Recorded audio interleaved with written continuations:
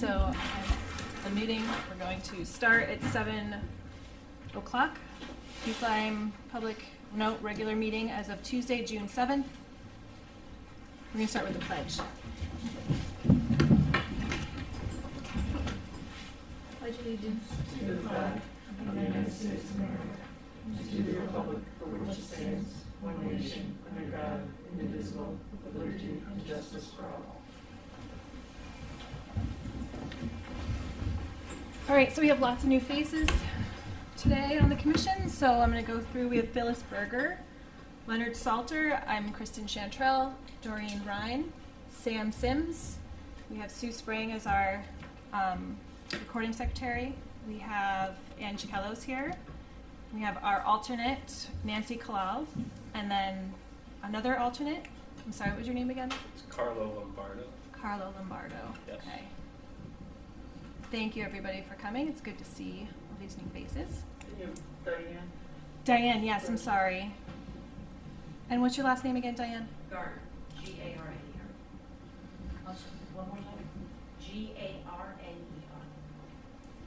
All right, great. Full house. All right. So we're going to start with public delegations. Public delegations is the time when members of the public are invited to speak to the commission about certain matters, issues, or concerns related to approved wetland permits, and in-house proposals or general topics of discussion are open to comment. Agenda items, referrals, applications subject to a decision by the commission, a public hearing, or in litigation may not be discussed. The members of the commission will not directly answer questions or make comment during delegation. Do we have anyone here from the public? Come on up. If you could just state your name and your address, please. Thank you. My name is Lindsay Rush. I live at 15 Grassy Hill Road in East Lyme. And I have some pictures. Thank you.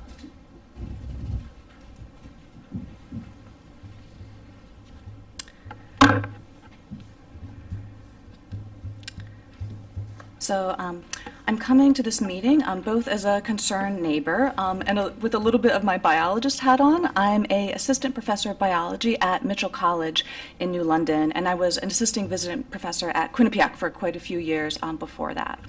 I live at the northern edge of town on Grassy Hill Road.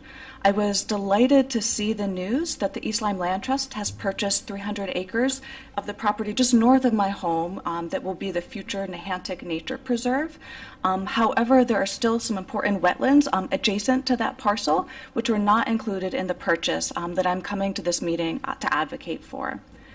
My home at 15 Grassy Hill and my neighbor's home at 13 Grassy Hill are situated at the top of a hill, and there's a 5-acre parcel being carved out almost like in an M shape around our homes.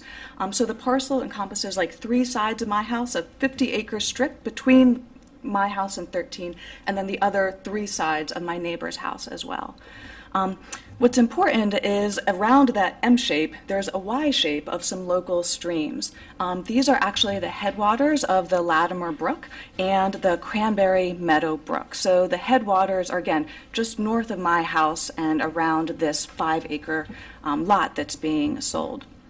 So last summer there was some grubbing and percolation test hole pits dug in that 5-acre parcel. It's map area 52, lot 3 on the GIS maps. It was about 150 feet from a year-round stream, and that was done last July. I was concerned that that was done without prior permits from the Inland Wetland Commission, being as close to the stream and being squarely within that inland review area. I actually came and spoke at the Inland Wetland meeting September 13th, 2021, to bring up that concern. When I spoke at that meeting, the permits, I believe, appeared during that meeting. They had not been priorly seen by the committee, but they were produced after the percolation tests had already been done. I'm here today because there has been more recent heavy machinery clearing. It began on May 26th around my house. On the paperwork that I just handed to the committee, it's locations marked 1 and 2. In location number 1, which is adjacent to the 13 Grassy Hill parcel, there was a large roadway cleared. It's about 22 feet wide, and it goes back probably 250 feet or so, based on the location adjacent to the neighbor's existing house. In location marked number 2, that's adjacent to my house, there is a large clearing. There are still trees left standing, but all of the other shrub, brush vegetation has been cleared down to bare dirt. This area is quite significant in size. I'm probably approaching about an acre. Of great concern is that clearing comes within 56 feet of the water course, and there is currently no erosion controls in place that I can see, and given our fine sandy and loamy soil, I'm assuming that as soon as it rains, it is going to go directly into the stream, especially because there is a grade. We're at the top of the hill, and everything slopes down towards the streams. I did come to the town hall at the beginning of last week, and there was a permit that was filed for this work. My concern is that the permit did not go through the entire Inland Wetland Commission, and that is a significantly large area of clearing. Again, especially the one area is 56 feet away from a stream. I should add that nearly all of this 5-acre parcel is within the 300-foot inland wetland review zone, because that stream makes the Y shape that coincides with the M shape of the parcel. And so this is significant clearing. The permit that I was able to see that was issued stated that there was no activity within 100 feet of the stream. And again, that's not what was happening on the ground. The clearing was within 56 feet. The application permit that was approved also states that it is an intermittent water course, and that is not true. I carry frogs down from my house all year long and put them in the waterway. It is a year-round stream. Another concern is that shortly after the clearing happened, a for sale sign went out in front of the property. As a possible building site, this has not yet gone through the Planning Commission, at least as of the beginning of last week when I was to Town Hall. And so, again, that is a concern to me. And there's a picture of the for sale sign in that packet. And it's listed online through RE/MAX. So it's a concern for me that it's being listed as a possible building site, despite it being within the wetlands review area and having not gone through the Planning Commission yet. So I moved to East Lyme a few years ago, in part because of its beautiful natural resources, and I hope to see the town continue to protect the waterways. My home is further away from the stream than this 5-acre parcel, and I have significant frog and salamander activity on my property, which means they've been coming through that other 5-acre parcel to get to my house. So I have some pictures in the back of that packet. I have seen spotted salamanders on at least 2 occasions last year. I have pictures of those from the dates I saw them. According to Connecticut Deep's webpage, Connecticut's spotted salamander population appears to be undergoing a long-term decline, not only because of the loss of its vernal pool breeding habitats, but more so due to the reduction of upland habitats surrounding aquatic breeding sites. Most wetland regulations prescribe a 50 to 100-foot wide forested buffer around vernal pools. This buffer is to maintain water quality. Maintaining the amphibian diversity of a vernal pool requires 500 feet or more of primarily forested habitat surrounding breeding pools. Spotted salamanders are in decline in urbanized and fragmented habitats throughout northeastern U.S., mainly because they prefer undisturbed habitat and are less tolerant of areas with human encroachment and development. And again, these spotted salamanders that I'm seeing on my property have come through this 5-acre parcel that's currently being developed. I also have a lot of tree frogs, which is probably not a surprise because we're near a stream. I have a picture of, I think, 3 of them. One night I counted over 30 tree frogs that were on the pool in my property. There is another salamander in the pictures I have. I have several types of frogs, including pickerel frogs, a juvenile bullfrog. And so, again, these are all amphibians that use the waterways that are going to be vulnerable to the degradation of the stream quality. In addition to the amphibians, I'm concerned about the health of the waterway itself, as these headwaters are important as they affect all of the ecological health downstream. These are the headwaters of the Latimer Brook and the Cranberry Bog Brook. As you know, the Latimer Brook Fishway is located just north of I-95 in East Lyme, and it provides an upstream passage for thousands of fish, including alewife and sea-run trout.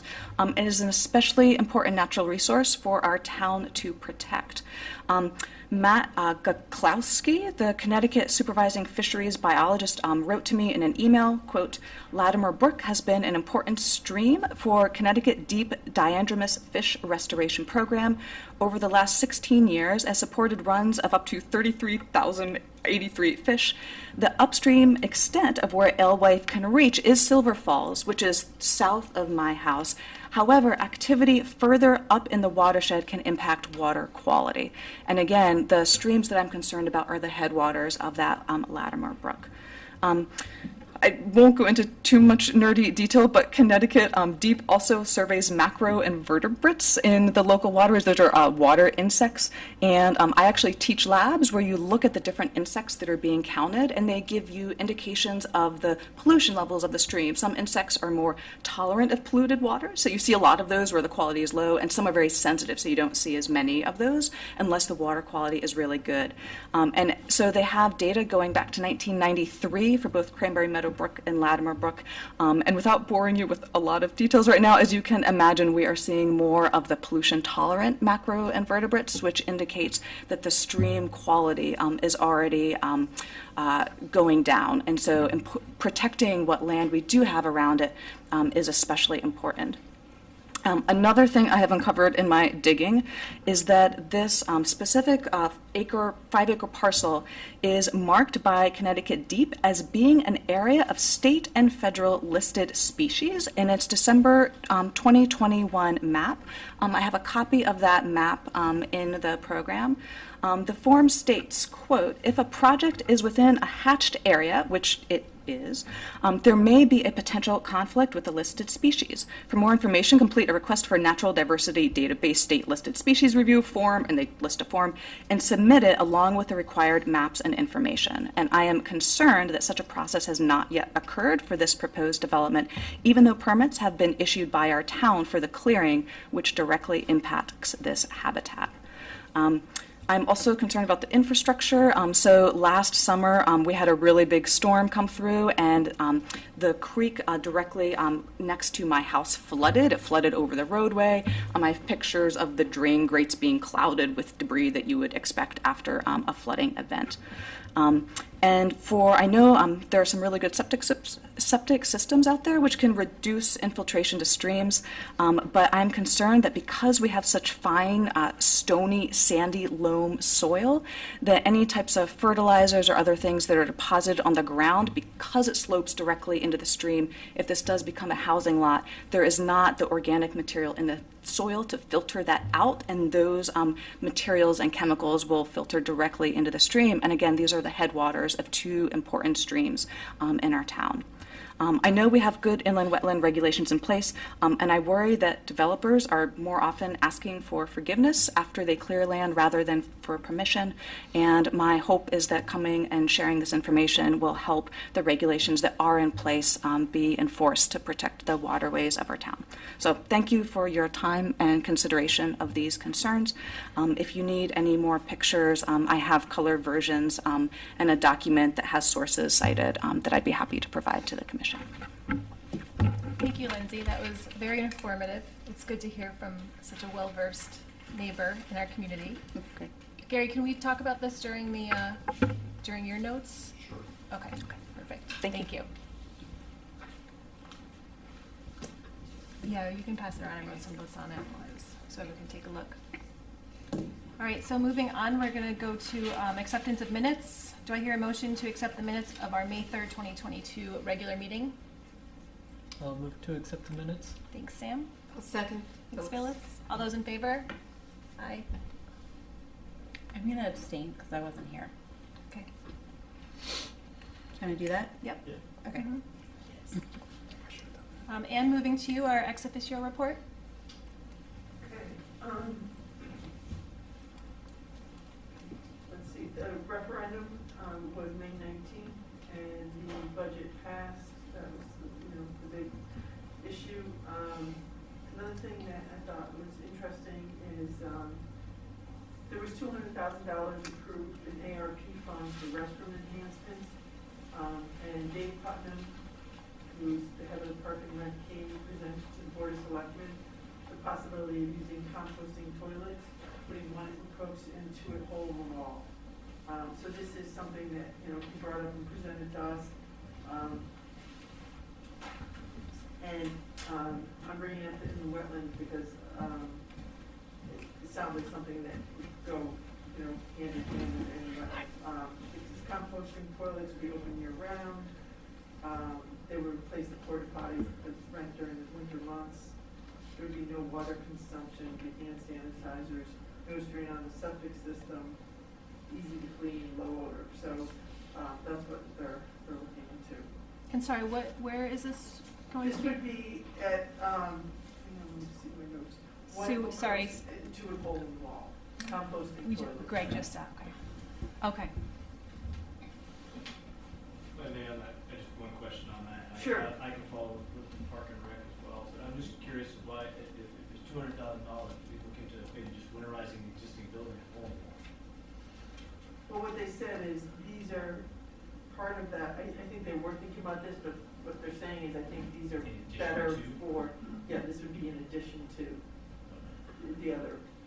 Because there's such a huge strain on the facilities, especially since COVID, they can't keep up with keeping them clean, and it's just getting to be a problem.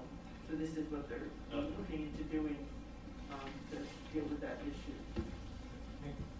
Sure. Does anybody have any questions? I have a question. I was Sure. kind of disappointed reading a couple articles in the day that it seems that the town has stepped back from purchasing Hathaway property.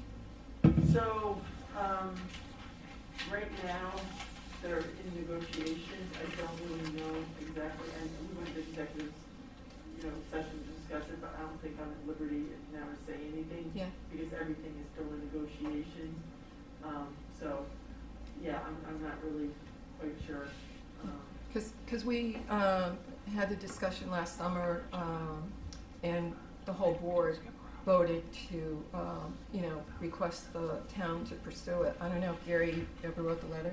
I don't think it's not that the town is pursuing it, it's that it has to be purchased at the right price, and we need to get all the information, and so right now they're still in like information gathering phase, and first one is dealing with it, trying to negotiate. So that's all I really know about that at this point. Yeah, I believe it's a financial, it's not out the window, right? But Yeah, we're still negotiating. The town, in my opinion, is not necessarily a step back. We just want to make sure we cross our T's and dot our I's. Yes. And we understand what exactly it is we are purchasing if we do purchase it. Yeah. Because they kind of keep changing the property that's actually for sale to the town. And so it's changed a few times already, the amount and the price. And so we're just trying to nail them down and say, okay, how much land are we actually purchasing? And, then we have to determine the price. And what about the fences for Amtrak? So right now, that's in a holding pattern. They haven't said anything else about it. We're still waiting to hear back from them to see what they want to put up. But they said they won't put up anything without the approval of, East Lyme. That's where that stands. any discussion on the bus garage? Possibly moving it? Bus garage, what do you mean? The one at the middle school, we talked about having it moved because it's in a temporary location right on top of the wetlands there. And to move where? Well, we don't know. We Okay, have so a few okay. ideas, but I actually spoke to Chief Finkelstein about that, and there is some property and land over by the new public safety building. I asked him about that, and he's like, yeah, there's no way they can use that area. That was the only one that I could think no, there was of another one. that they could use. Oh, the old The old- garage. Nice. Where water and sewer is at there, the old Yeah. Public Works garage. Yeah. Possibly there. Yeah.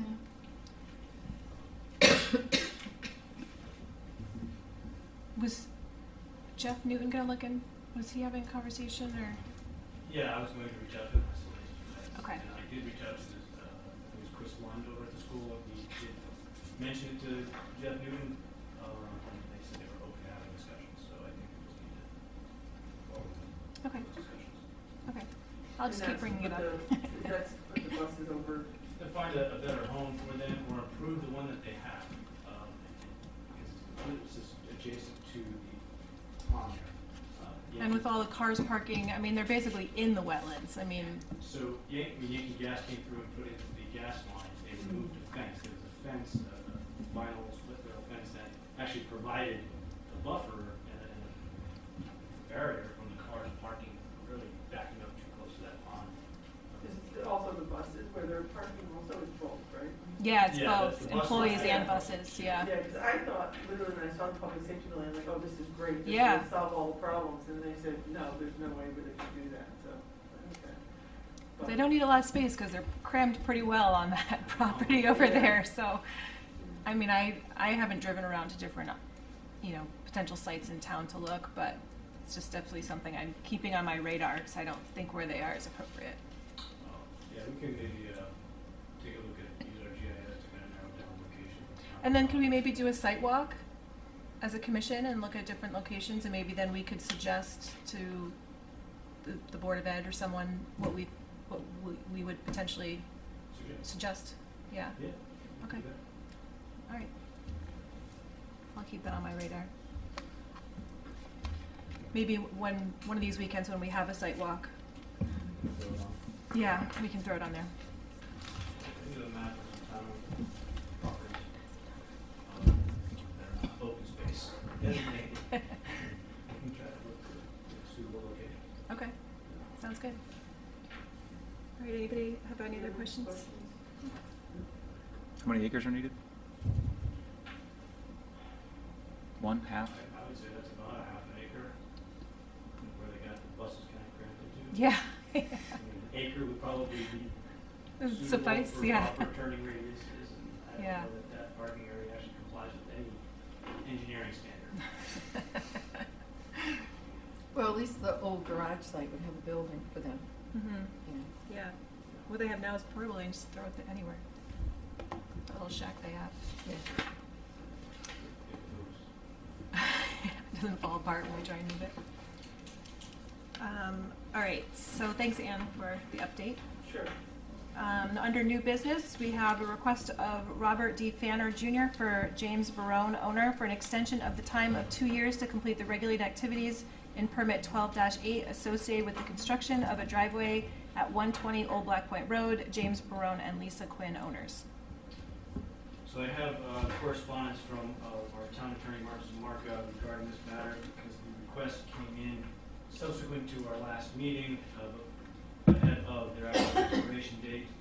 And so I'll just read this for the record. This is from Mark Zamarka, sent Friday, May 6, 2022, to myself regarding the extension of wetlands permit. Gary, you asked for our advice regarding a request to extend a wetland permit. Per our discussion, the permit was issued in 2017 and is due to expire tomorrow. On Saturday, May 7, 2022, the permit holder was advised of the need to request an extension prior to the wetland agency meeting on Monday, May 2nd. He did not submit the request in time for the meeting, but did get it in before May 7th. The question then becomes whether the agency may still consider the request, as the permit technically will have expired prior to their next meeting. CGS 22A-42A, subsection G, subsection 2, states in relevant part, a wetlands permit issued after July 1, 2011, but before June 10, 2021, as here, quote, shall, underline, be renewed upon request of the permit holder unless the agency finds that there has been a substantial change in circumstances that requires a new permit application or an enforcement action has been undertaken with regard to the regulated activity for which the permit was issued, end quote. And this is added. While the statute provides for the agency review of the extension request, it does not mandate that the request be submitted so that the agency can consider it before the expiration date. And our research found no Connecticut cases addressing this issue. Here, since the permit holder submitted the extension request before their permit expired, albeit after the agency's most recent meeting, it is our advice that the request was submitted in a timely manner and can be considered by the agency at its next meeting. If you have any questions, please let me know. So, I think we do go ahead and act on this. I think the statute is kind of clear, and that it shall be reviewed. So I think that's pretty- Yeah, we only meet once a month. If they got the permit application in before it expired. Yeah, okay. So have you been to the site? I've been to the site. It's pretty well vegetated and stable. Mr. Barone ran all the conduit and installed all the plantings, wetland restoration work that was supposed to be associated with this. That's all been completed and done. The Army Corps has actually been out there. They're finished with their inspections, so primary wetland work is completed. The work that remains actually is out by Old Black Point Road, and there's a small pocket of wetlands by the road there. And that's the work, I guess he has to finish making electrical connections and bringing it across, I think, underneath the Old Black Point Road, or picking up the electrical. So there's some work in the right of way and adjacent to the driveway that's left. And that's why he needs to redo this permit. Okay, seems pretty straightforward. As far as the rest of the land and what happens to it, it has not yet been subdivided. It's a pretty large parcel. I don't know what his plans are moving forward. So how many acres, a couple acres? Or Yeah, is- it's like a 20 acre. Oh, in Black Point? The large piece, yes. You don't have a map or anything.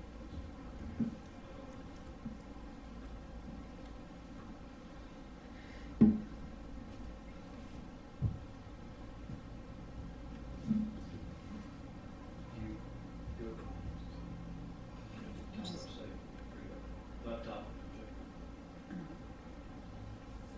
That's very high tech. Yeah.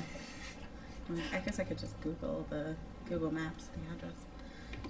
So the parcel is approximately 13.76 acres. Do you have the address? There's no address for the lot. What street is it on? Old Black Mountain Road. Is So- it by where like It, that open field is? I would say 118 and 120 there's a driveway between 118 and 120 on the back. So once he decides to subdivide it, will they have to come back before the inland wetlands? He may for subdivision, because there's wetlands on the site, if he subdivides it.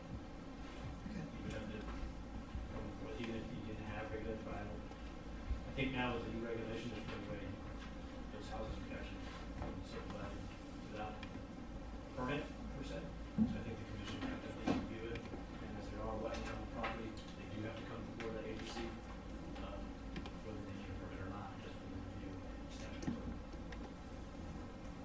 Okay. Are we good to move on? Yeah. All right, next, Mammocock Road, Giants Neck Beach, Niantic Gym. Oh, yeah, don't we need a, You need a vote to Yeah. either extend. Oh, sorry. well, we're kind of locked in, we don't really have an option. Yeah, I mean, can we deny it? It's, Not Well, really. there's been no enforcement action. Everything's been completed. I think there's no violation, so. someone want to make a motion we would deny it pursuant to the statute. to extend the request 2 years? I make a motion to extend the, I guess, let's see, the permit, 12, what is 12-8 associated with the construction of the driveway at 120 Old Black Point Road, and to extend the permit by 2 years. Does that make sense? 2 years for an expiration date. May 7th, 2024? Or from today? I think it would be, well, it would be from the May 7th date that I would use, 2 years from that date. I think that actually comes out to May 6th, 2020. So usually the day off in 5 minutes. I have to do the next step. Sorry. May 2024? That So works. with an extension and with an expiration, I would just say May 7th. May 7th, 2024. Thanks, Dorian. Do I hear a second? Second. All those in favor? Aye. Aye. All those opposed? No. All right, now moving on. Mammocock Road, Giants Neck Beach, Nyack Jim Bolo. Sorry. For Giants Neck Beach Improvement Club, application to maintain the area around Upper Nahantic Lake and Lower Nahantic Lake, East Lyme Assessors Map 4.10, Lot 55. Would you like to come up and speak? Gary, you gotta go first. Yeah, yeah. Oh, no, go ahead. Oh, so, at the last meeting, we had, advised that the Giants Neck Beach Association reapply for their permit because it was clearly expired and it was over a year. I do have correspondence from Mark again regarding that matter, and he in fact says that because the request was made in the previous case before the permit expired, which was the rationale allowing the above extension, here, in this, in contrast, the permit holder waited a year before acting under the circumstances in light of the recent ruling. His advice was that the permit has expired and no one is needed to work. That said, I would concur with that. However, talking to Mr. Bailu, Bullier. Bullier. Good enough. I've heard worse. In speaking of it today, and looking at the history of this pond, I don't know that there's any significant additional work to be done other than the routine maintenance. And speaking with them, I think there's a significant amount of money that the Beach Association has invested into these ponds. Under section 4.42, I think that the commission can make a determination that there's no permit required for the activity, because it's all being done in the spirit of conservation of wildlife, fish, and habitat. So those are typically exempt activities. And the primary activity here is removing down trees and bittersweet and invasive species, as well as maintaining and pruning a walking hiking trail. I think those are reasonable, permissive activities, because they're in the spirit of conservation.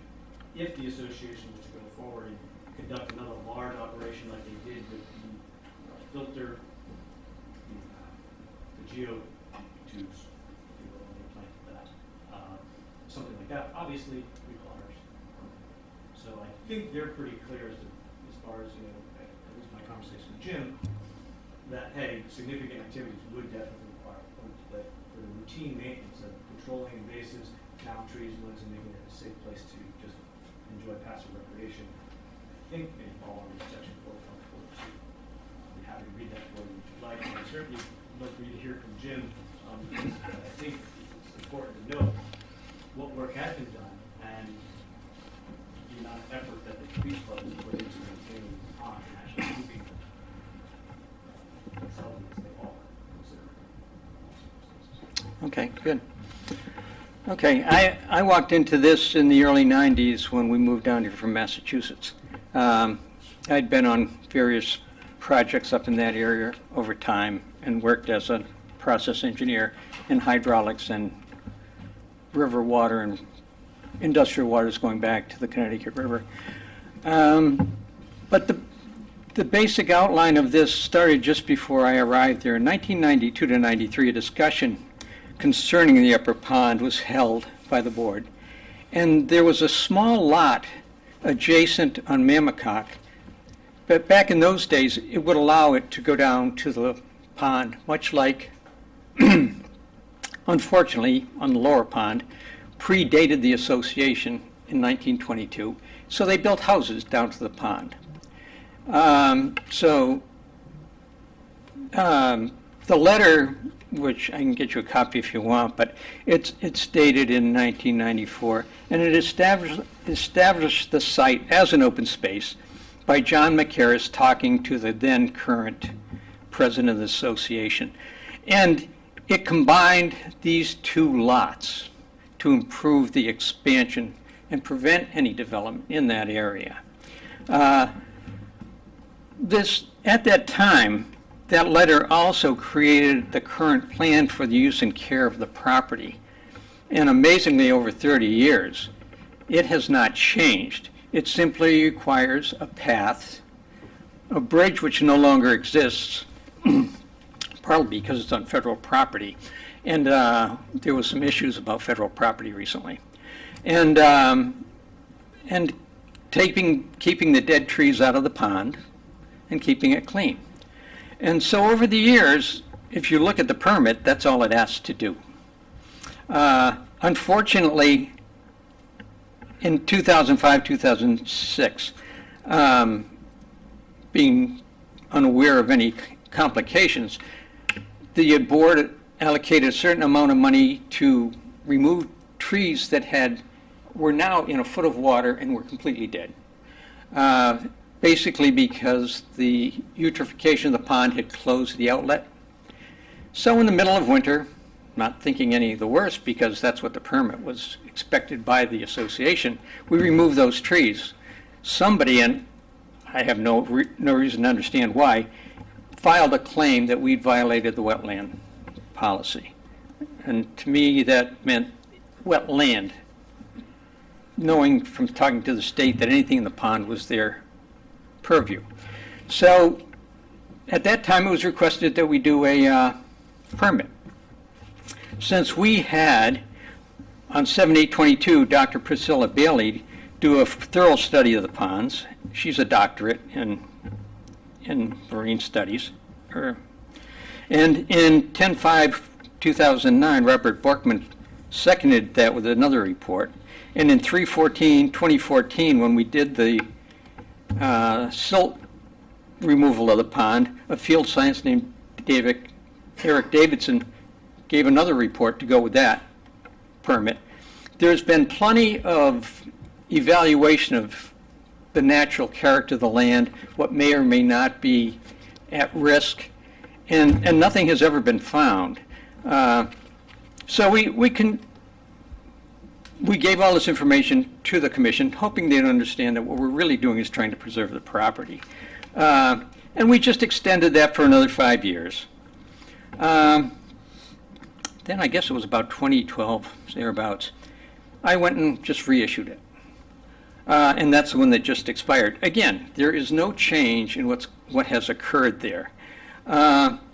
Again, because the town has an issue, which was cited in 1994, the town expanded the road over an old railroad crossing, which breaks between the ponds, and they threw giant riprap over the throughput. So the silt just filled it in, and now you can't get, much of anything out of there. In 2014, somebody in the Heights complained, rightfully so. We had an 8-inch rainfall in one day, and it flooded his property. So Bill Scheer came down and he looked at it and he says, "Oh yeah, it's on my list. We're going to put a new culvert in." Well, here we are. And I understand that. So I asked him, I did a little engineering study on the hydraulics of it, since I was a process engineer that did hydraulics for a paper mill. And I told him the size of the pipe, the proper elevation, hydraulic head, and velocities that could not be exceeded. And he said, "Well, you can go to Lower Pond and see if you can find it." So I delineated the area, sent him maps, and he showed them, I guess, to Gary. And they said, "Yeah, it's within your permit. Go ahead and clear it if you can." We opened it enough so legitimately you can say there's an outfall now. It's not the greatest, but it does work. And until the town can come up with the funding, and it is a big fund because it's going to be a biggie, to go through that riprap to get to the two ponds, that's the only part of the 1994 complaint that the board saw about its pond. And so I leave that as an open project for some point in the future, which will have a lot more to do with the town than it will with us, because the town now controls our road. So I won't be writing that permit. We move up to 2014. The gentleman that was here the other day from All Habitat produced a state permit to do the silt recovery. And in 2014-15, that was completed. Solitude Lake arrived in 2017 to come before your commission with a $220,000 project to do a similar problem in the lower pond, but using a hydraulic dredge. And it's they had a name for it. But anyways, they scoop it out. Hydro raking. So they refer to it as hydro raking, and they pulled out about 2,500 cubic yards. And the thing about removing this yardage is it created additional habitat in the uplands of the upper pond, and it created additional habitat at the seawall at the lower pond. And at the same time, it increased water volume in the pond. Now, the whole issue here, in talking to my friend Mike Grzwinski at the DEP, who handles the sound, they view any water coming out of fresh water as pollution to the sound, and rightfully so, particularly with the uplands that we have here. The longer that water can stay in our pond and purify itself before it goes into that sound, the better everyone is. So this is not just a benefit to wetlands, the fish and the birds that have made a remarkable comeback there. We've got birds that were never seen there before. The large white cranes and occasional egret, when a storm's coming, they all shelter in what is called a hurricane hole, which is the upper pond. In the spring and fall, I thought they were buffleheads, but they have another name, some kind of merganser. They come in and they love the fish. They love to fish there. We have cormorants fishing there, and it's even fun to watch the sea eagles, seahawks. They feed in those ponds, and you'd think there's not much to feed on. But you'll be sitting on the beach and they'll fly out of there with a fish. So the restoration of these waters has a lot more to do with water quality than the wetlands. And we don't impact those wetlands much in the upper pond.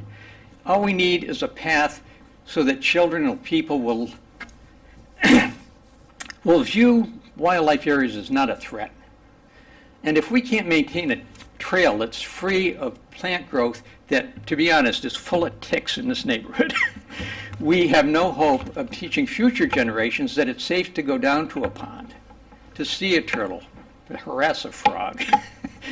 We've done everything we can to produce in this small community a wildlife area where people can learn how to react to the environment properly. But we've come to the point where there's no real requirement for a permit. We're not asking for anything special or unique. Yeah, we've had some problems because we didn't understand that the trees shouldn't have been cut without telling you. The last go around, I mentioned to the people doing the walkthrough that I'd love to get people to stop throwing trash over a bank, but I look around town and I see I'm not the only one with this problem. So we have a sign for that. But so we've done everything we feel we should, and I don't see any benefit going forward with this process. I was not aware until talking to Gary that there is such a thing as making a discretion as to what is and is not necessary. And it's my opinion that to go further right now is unnecessary. Anything further that we might do, given a hurricane or a natural disaster, that's all future permitting. And there is no plans by anyone. And not to mention, I'm getting on 75, and that next permit will expire in 10 years, and I'll probably be in the home family burial ground up in West Suffield, Connecticut. So it's difficult, as you know, to get volunteers. I will follow it as long as I'm here. But I can't see a reason for proceeding with a full permit at this point in time. It's up to your discretion, of course. And any questions? No, but I would, Gary, like you to read that section 4.42. Sure. Section 4-4.2 of the regulations reads as follows. It says the following operations and uses shall be permitted as non-regulated uses in wetlands and watercourses, provided they do not disturb the natural and indigenous character of the wetland or watercourse by removal or deposition of material, alteration or obstruction of water flow, or pollution of the wetland or watercourse. A, conservation of soil, vegetation, water, fish, shellfish, and wildlife. And B, outdoor recreation including play and sporting areas, golf courses, field trails, nature study, hiking, horseback riding, swimming, skin diving, camping, boating, water skiing, trapping, hunting, fishing, and shellfishing were otherwise legally permitted and regulated. in section 4.3 talks about all activities in wetlands and watercourses involving filling, excavating, dredging, clear cutting, clearing, grading, or any other alteration or use of the wetland or watercourse not specifically permitted by the section, and otherwise defined as a regulated activity by the regulations shall require a permit from the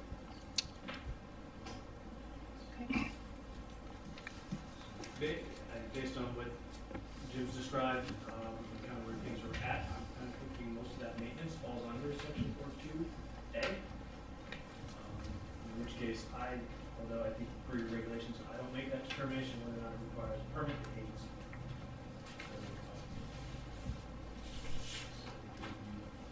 Appropriate if the agency wanted to make a motion tonight, whether they make that determination. But I have So- to act on it, and I mean, there's been no requirement for a permit. So if we were to vote on this to say, you know, as long as it's maintenance, it's fine, you don't need a permit, like, what happens? Like a note goes in the file or so, you know, like how do they know that? We would send them correspondence saying that the agency voted on May 7th, 2022, that proposed activity to maintain the area around the pond in similar fashion as it's previously been done. We can describe that, which is the maintenance of property, move down trees, limbs, maintaining invasives, maintenance activities that we kind of spell it out a little bit. So those are exempt activities under section. Okay. And may I add to what he said, that does not mean that if a tree needs to be taken care of, he is not notified. That does not mean if we're going to get a crew together to kill the bittersweet, that he won't be told. I have much larger permits with the DEP for managing the beach. I bring in hundreds of cubic yards of sand under permits, under review, always surveyed, sand quality analysis and everything. And you don't, even though you're doing this, if you're doing it, it's a common courtesy. You call the engineer and you tell him, this is the day they'll be there. Because you know somebody's going to call and he's going to have to come down to East Line. And it does not make them happy. So, I mean, it's a common courtesy, and anything we would do would follow that protocol.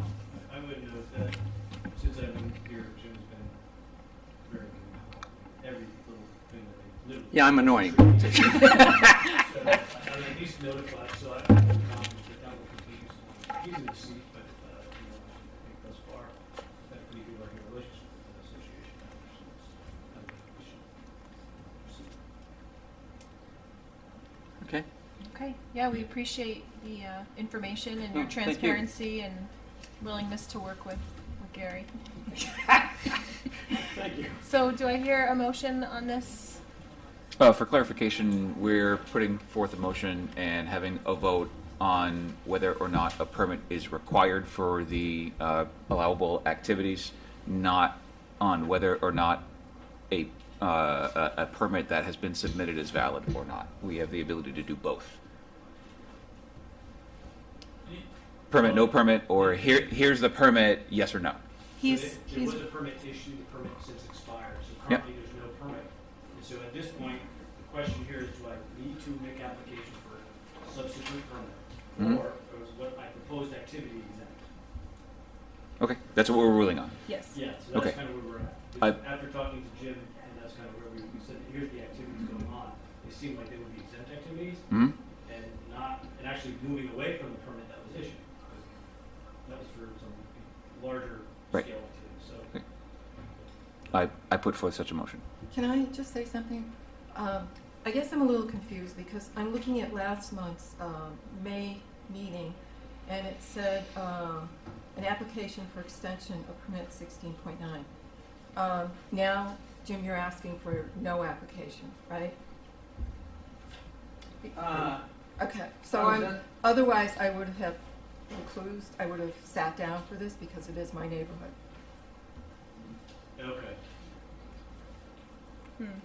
You can still recuse yourself from the vote, All and right, you can Okay. seat an alternate. Vote. should I sit there? Yeah, actually, I'm just staying out in the hallway. Okay.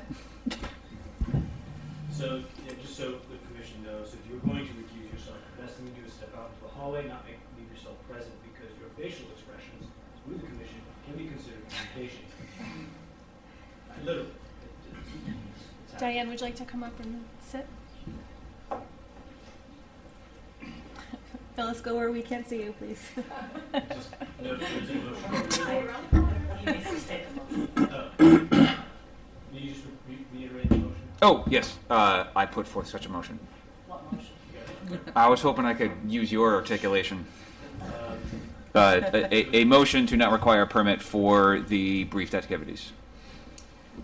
Proposed activities are exempt under section 4.2 of the East Lyme in the wetland regulation. That's what I said. I put forth such a motion.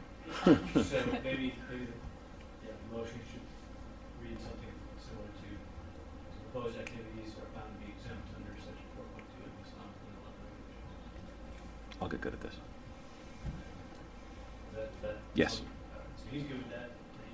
Thank you.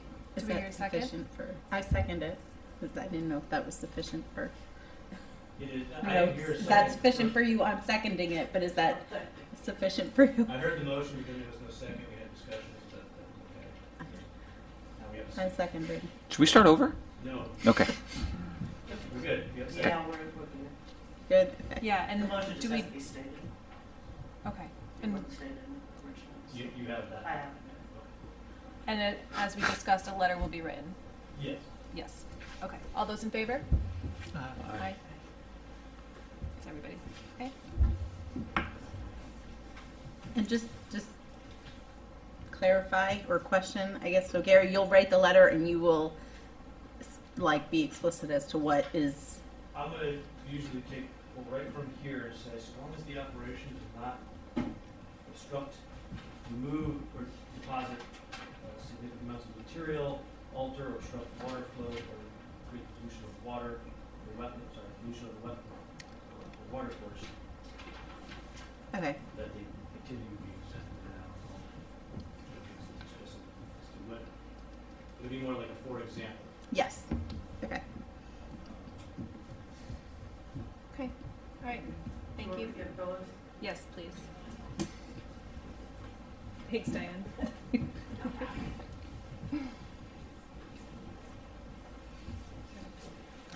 Welcome back. All right, moving on to pending applications. None. Old business, none. Chairman's report. So I did receive a contact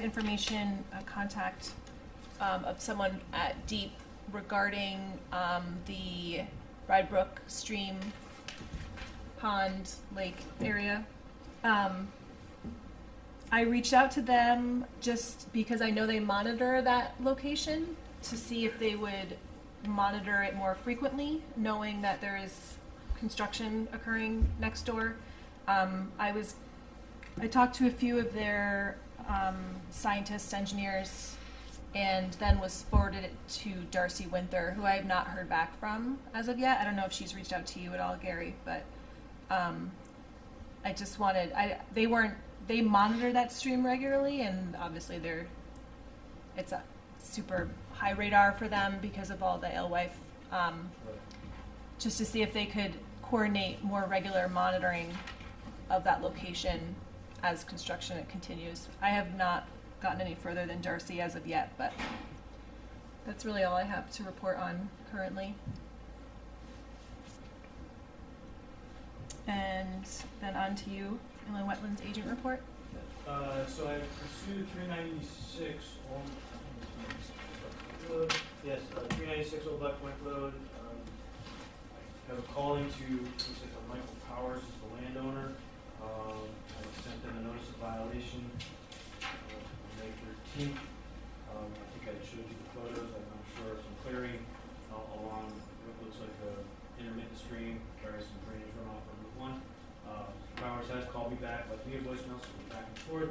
He did indicate, though, that he wasn't the owner of the property, and I'm a little confused, other than it was a typo on page 2 of my notice in the header, which he's calling that out, I guess. Okay, yeah, he doesn't own that property.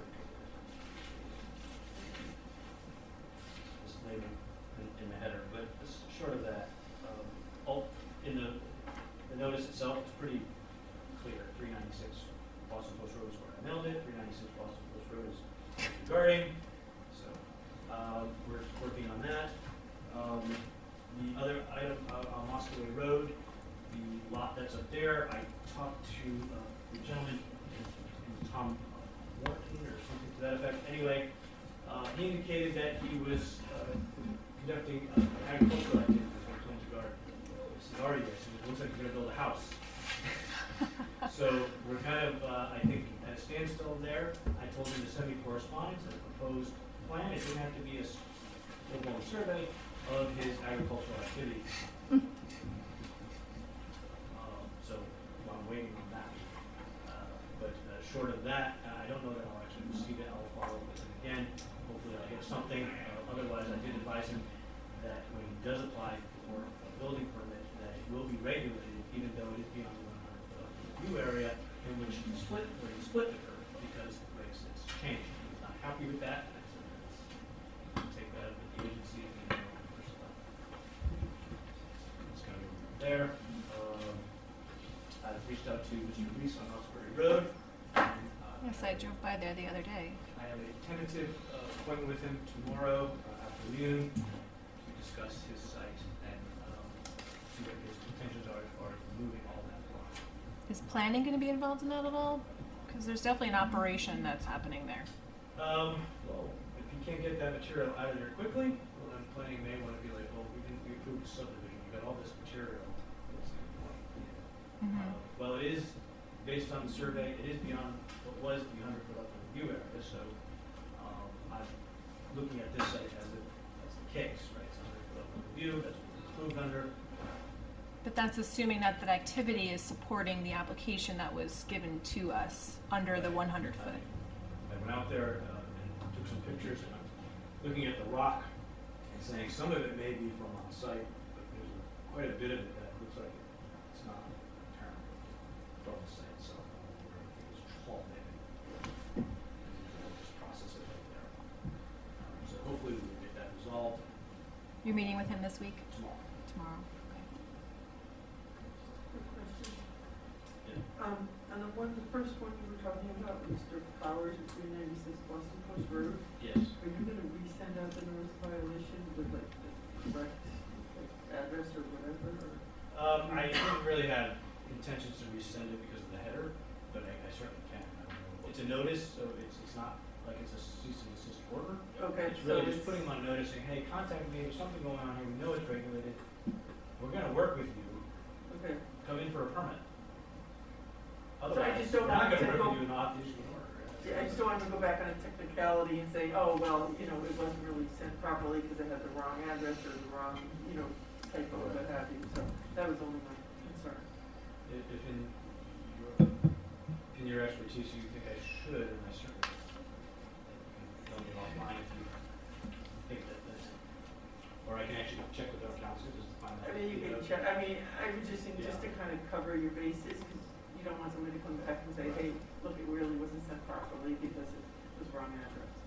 I can resend it.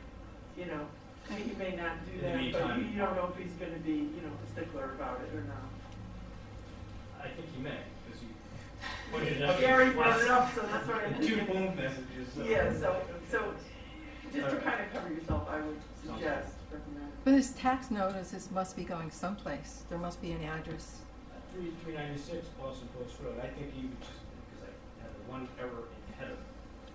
What was the typo, or in the header, it said what? Oops. It said 369. Oh, Boston Post. gotcha. Yeah. He clearly owns 396. So. So Gary, since you're going to be out near the Society Road, we approved, I don't know, maybe last fall, next to the cemetery, there's somebody who did some logging, and there's wood chips, and there used to be a wet area there, and it looks like it might have been kind of filled in with the wood chips. If you could maybe look at that. Yeah, right at the entrance. Okay. Yeah, where the cemetery is. And then also, Rustic Cafe, they seem to have put on an addition, and I Yes. know they've come before us for wetlands. Yes. So they put on an addition. I issued a permit for the addition, for the greenhouse type addition. They didn't have to expand their septic or anything, so they were within The footprint was existing- the same, right? Yeah, it was in the existing footprint, the same disturbed area, so I issued that permit. I've been keeping an eye on the site for soil and erosion control. But otherwise, I haven't really seen an issue out there. Certainly go by and take another look. I believe that should be in the report that I furnished last month. Okay. So can we talk about the woman that presented? Yeah. A Lindsay wonderful Rush. discussion, what she presented and, what can we do for that? Well, I can go, I went out and I took a look at the site. I observed, I think what she observed is that they cleared, now we did issue a permit to do those exploratory test pits and those holes. And they did show on that permit an area of clearing, and it's consistent with that. Now, being that, as she indicated, that the permit said that there would be no clearing, I think within 100 feet, I'll have to go back and just double check the language in the permit, and that there is wetlands within, as she indicated, approximately 56 feet. We'll have to verify that, and if that's the case, say that then they are in violation of the permit. If they Do you really need to misrepresent clear it. all that space for pits though? No, not for a pit, I don't think so. I mean, you might. It sounds like they cleared a lot. They cleared the entire 100 Street. And was that part of the permit that, I would say technically they can argue that it was, because they highlighted in green this was a little bit of a disturbance. And it was something that I didn't really think that, okay, they're gonna clear the whole lot. So that should have been, I guess, looked at in close one.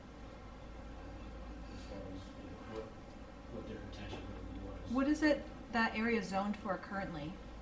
It's not a building lot, correct? Single family residential, it's in Oh, it R- is. R80, R40, I think over there. It might be in the R40 there.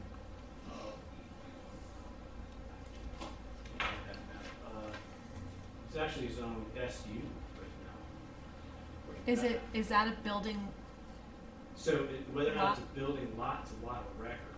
They're trying Okay. to establish building lots there by going through the subdivision process.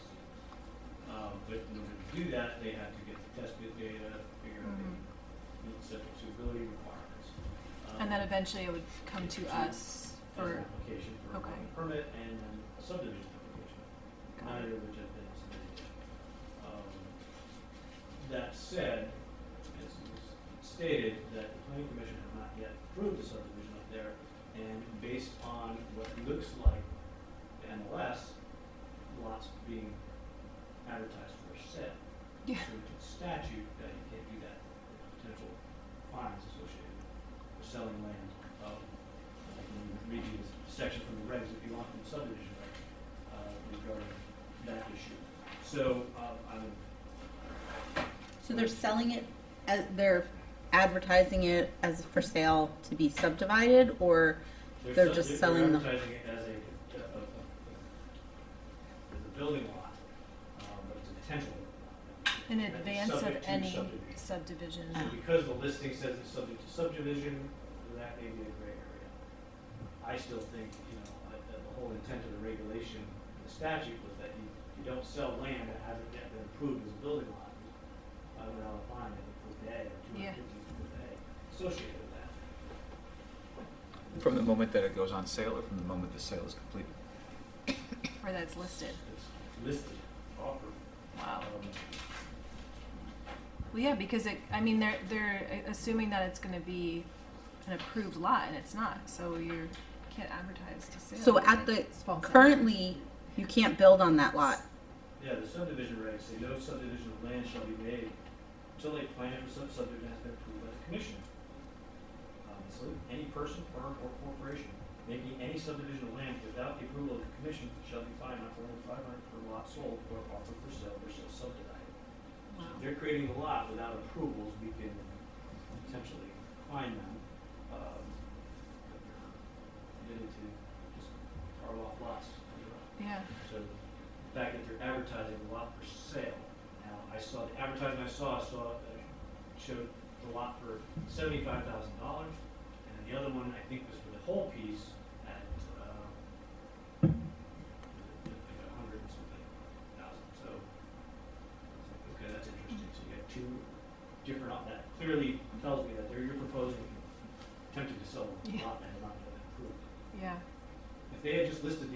5-acre lot. Nothing I can do. Right, right. Not that there's anything. Yeah, it's such a sensitive area. We've had problems with those brooks before. The other interesting thing, I got another phone call from another real estate agent going to list some property, asked just to verify whether 57 Walnut Hill Road was approved for a 13-lot subdivision, and we realized that it's not. So, the interest They were under the, see, so, the owner of, the 57 Walnut Hill Road is John Allen's Jr. and this person was inquiring about a 13-lot subdivision? Yes, if they wanted to list it. Huh. And whether or not you can come up and name the road Silver Fox Lake or something like that, I don't know. That was the inquiry. So I guess the point being is that we've gotten several inquiries, plus this particular parcel up on Rusty Hill, in which it looks like people are trying to sell some land that has not yet been approved by the town for subdivision. So that So this should be a high priority. yeah, so this will be a higher priority to act quickly on it. Most likely I'll need special counsel, depending on the particular property that's involved. But, we'll see how that goes. Do we know who owns it currently? Like, is it Yes, we a know the neighbor? neighbors based on the assessor's maps. Is it someone who lives, like, Lives in town? or lives, like, right there? Like, that's part of their, No, no. it's an LLC. Oh, okay. I believe the applicant on Wetland Permit English Harbor Kristen Clark, Associates, English Harbor management. So,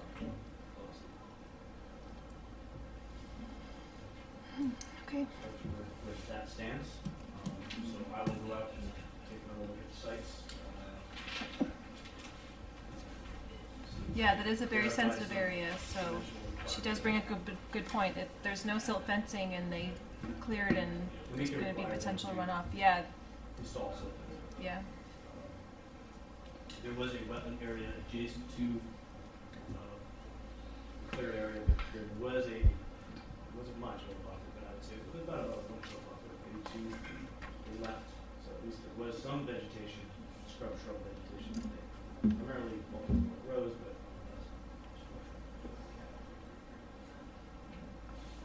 So they have it listed as 0 Grassy Hill Road and 0 Grassy Hill Road. yeah, there's no address, so it's 0. Now I'm gonna put 0 and then 0. Oh, who has that sheet that I was speaking I of? do. Thanks. She would be a great member to have on the committee. She's so knowledgeable, well-spoken. Yeah. It's near 15 Grassy Hill, between 15 and 13.